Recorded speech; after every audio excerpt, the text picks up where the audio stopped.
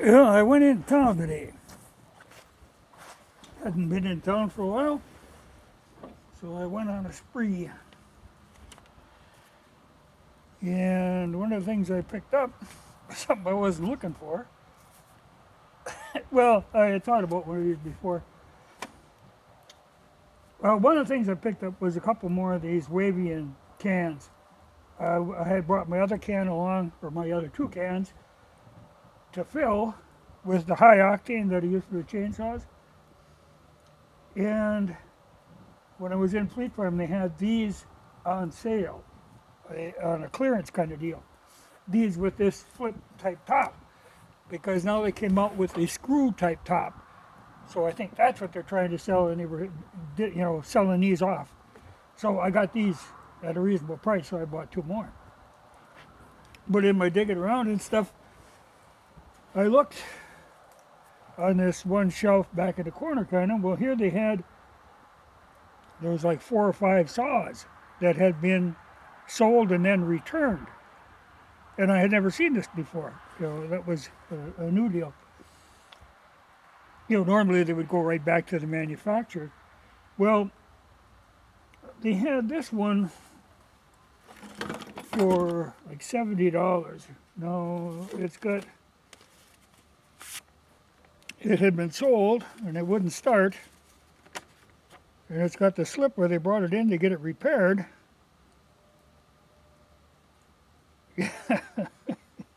Yeah. Replace the switch for $10.75 and charge them $36 in labor. Yeah, total due $47.49. And then they sold it for $70. Well, now, it is a Husqvarna. It's a 240, which has got to be about the smallest one that they make. But this is, though it is technically a Husqvarna, it really, it's one of the ones that is made here by Poulan, is my understanding. And, it's all plastic. The crankcase is plastic, the handle is plastic. Not all that impressive of a saw. But what I wanted, this is the right size for when I'm notching logs and stuff, little construction projects. This is a nice, it's got a narrow blade, small. So I thought, well, that'd be all right for, $70-something. So I picked that up. So they didn't make any money on it. If it cost them $47 to have it repaired. As you can see, she's got dust on the handle. She's been sitting a while. But like I say, this is one of the ones that's made here that I don't really consider to be true Husqvarnas. They're just an orange Poulan, really. A lot of plastic. The regular ones, the XPs that I normally have, they've got the magnesium crankcases. This is light, but like I say, it's all plastic. But for what I'd use it for, I wouldn't be cutting any, serious firewood with this thing. This is just for screwing around. But I put the chain on it, had the chain off when I got it. And I think I got her figured out how to operate her. It's got weird, funky switch and choke combination here. But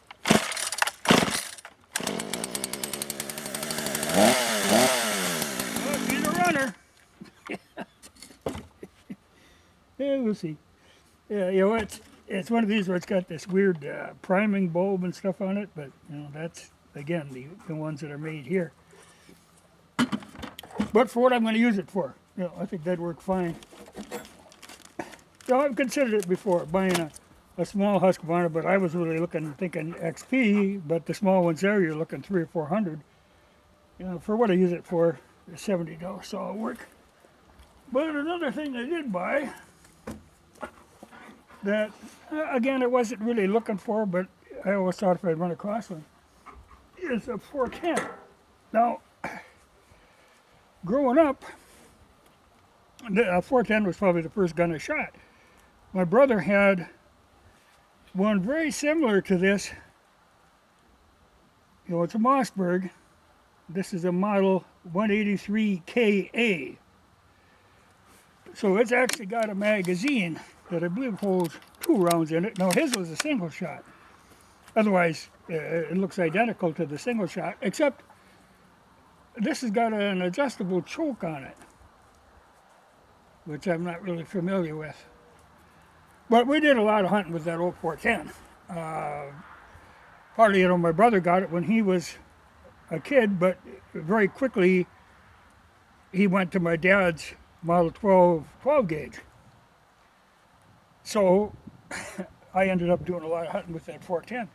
But, fine gun. And this one ain't in too bad a shape. See something a little funky with the safety on it.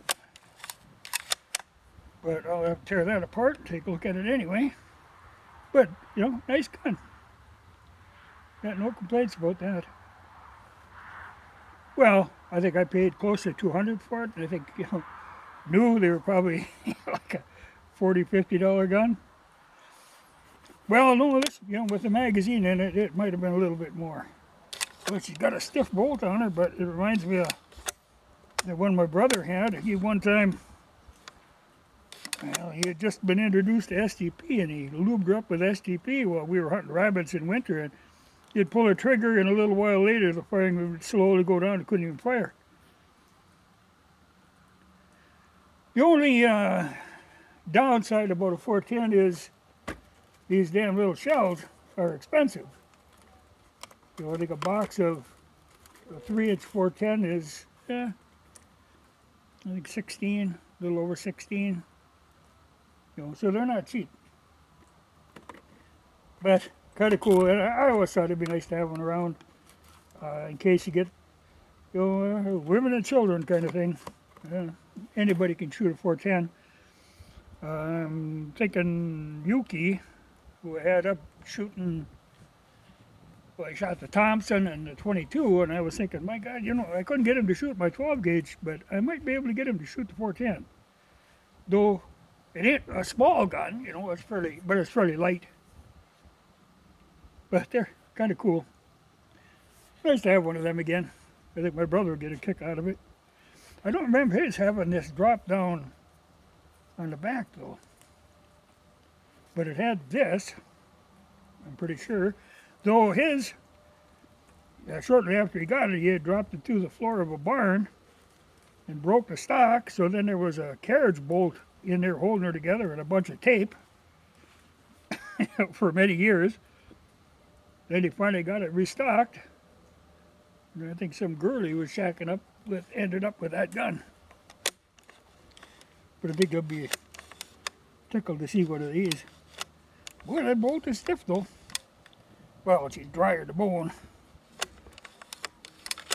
But I'll have to clean her off with lube her.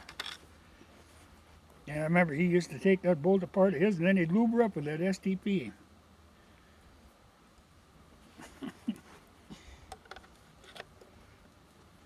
Yeah, that's nice though. Nice to have one. I'm sure I can't get it back together again.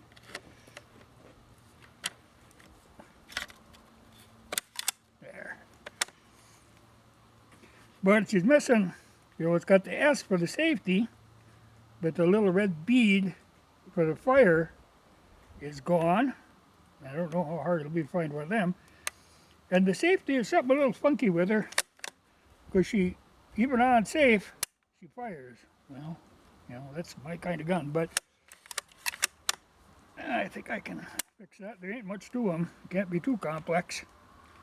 More than likely it just got bent a little. Because you should click, definite click back and forth, and it doesn't. But the stock ain't bad. One little scratch there, but nothing serious. Actually, she's really nice. Yeah, nothing wrong with that. I was looking at other guns, but my God, I can't bring myself to buy some of them. I looked at a Marlin, Model 60 22, and I thought about that, and it's still bugging me a little bit. I maybe should buy that one. It's like a $100 gun, but a 22 automatic, you just tend to go through a lot of ammunition. As far as accuracy, I'm better off with my lever action 22. But it's a 410 for the women and children kind of deal. It's a nice to have. But, like I say, spendy shooting gun. But, so when I got a baby chainsaw and I got a baby shotgun. Oh, and I did pick up another of these fine Bowman straight handles. Not that I needed one, but I happened to be walking by the handles, and I can't resist looking, you know, and man, she's a beautiful handle. So I got a spare. I like having spares.